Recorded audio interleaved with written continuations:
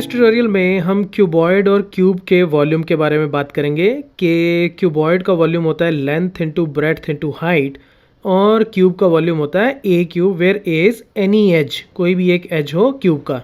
इसका क्या मतलब है, इसके बारे में बात करते हैं। सबसे पहले इसको समझते हैं कि एक क्यूबॉइड क्या होता है। सबसे पहले इसके बारे में बात करते हैं। देखो, ये जो मेरे पास एक शेप है, ये कोई भी एक बॉक्स शेप, जैसे ये लेंथ हो गई, ये ब्रेड्थ हो गई और ये इसकी हाइट हो गई। तो इस तरह की कोई भी 3D शेप, बॉक्स टाइप की शेप जो होगी, उसको हम बोलेंगे क्यूबॉइड। ठीक है। और अब वॉल्यूम क्या होता है?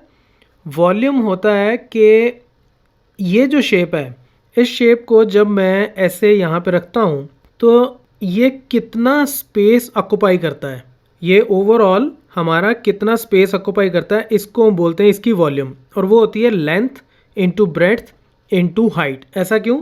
हम इसको इस एग्जांपल से समझते हैं। ये मान लो मेरे पास एक रेक्टेंगल है, ठीक है। ये अगर मेरे पास एक रेक्टेंगल है, ये इसकी लेंथ हो गई, ये हो गई इसकी ब्रेड्थ। ठीक है, मैं यहाँ लिखता हूँ एक बार। ठीक है, ये जो रेक्टेंगल है मेरे पास, इसका सरफेस एरिया कितना हो जाएगा? ये जो एरिया है ये हो जाएगा लेंथ इंटू ब्रेड्थ। ठीक है, लेंथ इंटू ब्रेड्थ हो गया। अब मान लो इसके ऊपर मैं एक और रेक्टेंगल रख देता हूँ, फिर एक और रख देता हूँ, फिर एक और रखता हूँ, और ऐसे करते करते करते करते मैं इतनी सारी रेक्टेंगल्स यहाँ पे रख देता हूँ। तो अब अगर आप देखोगे तो ये एक क्यूबॉइड शेप ले लेगा, राइट। ये एक क्यूबॉइड शेप ले लेगा, ये लेंथ हो जाएगी, ये ब्रेड्थ हो जाएगी और ये इसकी हाइट हो जाएगी।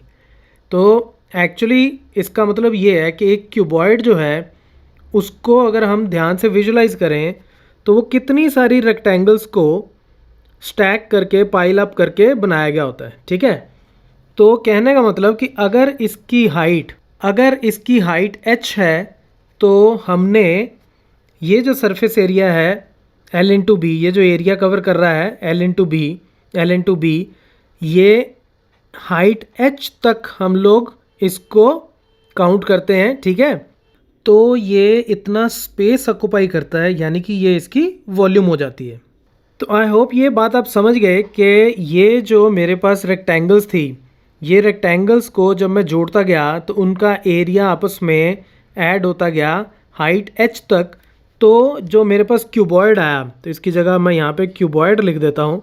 तो जो क्यूबॉइड आया वो कितना हो गया? उसकी वॉल्यूम हो गई length into breadth into height. Length into breadth क्या थी? वो था एरिया ऑफ रेक्टेंगल। और h हाइट तक मैंने रेक्टेंगल्स ली, तो उन सब का एरिया जब मैं कंबाइन करूँगा तो L into B into H, height h तक जितना एरिया आया वो क्यूबॉइड का वॉल्यूम हो जाएगा। ठीक है। तो कभी कल को भूल जाओ आप तो कि वॉल्यूम कितना होता है इसका, तो उसको आप ऐसे भी समझ सकते हो कि पहले तो इसका सरफेस एरिया निकाल लो, ठीक है, जो टॉप पे रेक्टेंगल बनती है, उसको बाद में इसकी हाइट से मल्टीप्लाई कर दो, वो उस क्यूबॉइड का वॉल्यूम हो जाएगा। ठीक है। तो ये तो हो गया क्यूबॉइड के बारे में। अब हम क्यूब ले लेते हैं। क्यूब क्या होता है? क्यूब भी एक क्यूबॉइड ही होता है, लेकिन स्पेशल क्यूबॉइड जिसमें सारी साइड्स बराबर होती हैं। जैसे कि ये, इसको अगर आप देखोगे तो इसका ये एज, ये एज, ये एज, ये एज, फिर ये वाला एज, ये सारे एजेस इसके आपस में बराबर हैं। तो कहने का मतलब कि क्यूब में अगर उसकी एक साइड को मान लूँ कि a है, तो उसकी लेंथ a हो गई, उसकी ब्रेड्थ भी a हो जाएगी और उसकी हाइट भी a हो जाएगी। और यही फॉर्मूला लगेगा L into B into H, लेकिन इसके केस में फिर वॉल्यूम कितना आ जाएगा? L की जगह भी a, B की जगह भी ब्रेड्थ भी a, हाइट भी a, तो यानी कि a क्यूब।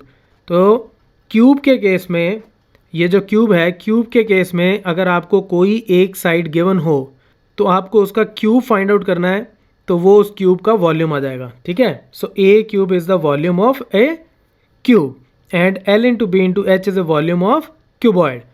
तो ये तो हो गई इसकी वॉल्यूम की बात। अब हम बात करते हैं कैपेसिटी की।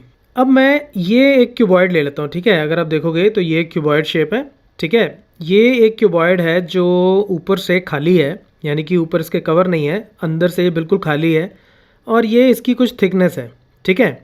तो ये इसकी कुछ थिकनेस है, लेकिन अंदर भी अगर आप शेप देखोगे तो ये लेंथ हो गई, ये ब्रेड्थ हो गई और ये हाइट हो गई। लेकिन इसकी लेंथ, ब्रेड्थ और हाइट बाहर की लेंथ, ब्रेड्थ और हाइट से थोड़ी थोड़ी छोटी है, ठीक है, क्योंकि यहाँ पे ये इसकी थिकनेस हमें गिवन है।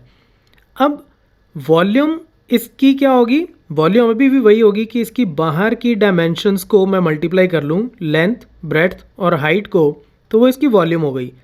लेकिन इसके अंदर का जो पोर्शन है जिसको मान लो मैं पानी से फिल करता हूँ, ठीक है, वो इसकी कैपेसिटी होती है, ठीक है, उसको हम बोलते हैं इसकी कैपेसिटी। देखो कैपेसिटी और वॉल्यूम डिफरेंट हो सकते हैं बिकॉज ऑफ दिस थिकनेस, ठीक है। तो अब कैपेसिटी इस केस में इसकी कैपेसिटी इसकी वॉल्यूम से कम है। कैपेसिटी भी क्या होती है, length into breadth into height, लेकिन अंदर वाली डायमेंशंस, ये वाली लेंथ, ये वाली ब्रेड्थ और ये वाली हाइट। तो आई होप ये बात आप समझ गए कि वॉल्यूम होता है कि एक ऑब्जेक्ट ओवरऑल कितना स्पेस ऑक्यूपाई करता है, खुद कितना स्पेस ऑक्यूपाई करता है, और कैपेसिटी होती है कि उसके अंदर कितना स्पेस है, जिसमें मान लो हम पानी डालते हैं तो कितना पानी इसके अंदर आएगा। अच्छा, दूसरी चीज़ वो इसकी कैपेसिटी हो गई, और जो लिक्विड इसके अंदर डालेंगे, मान लो मैं इसमें लिक्विड डालता हूँ तो वो लिक्विड कौन सी शेप ले लेगा, वो लिक्विड जो है वो एक क्यूबॉइड की शेप लेगा, ठीक है। तो जितना लिक्विड इसके अंदर आएगा वो उस लिक्विड की वॉल्यूम होगी, यानी कि जो लिक्विड इसके अंदर डाला उसकी जो वॉल्यूम है वो इसकी कैपेसिटी के बराबर होगी। कहने का मतलब कि कोई भी एक कंटेनर हो उसकी कैपेसिटी का मतलब है कि उसके अंदर जो हमने लिक्विड डाला उसकी वॉल्यूम।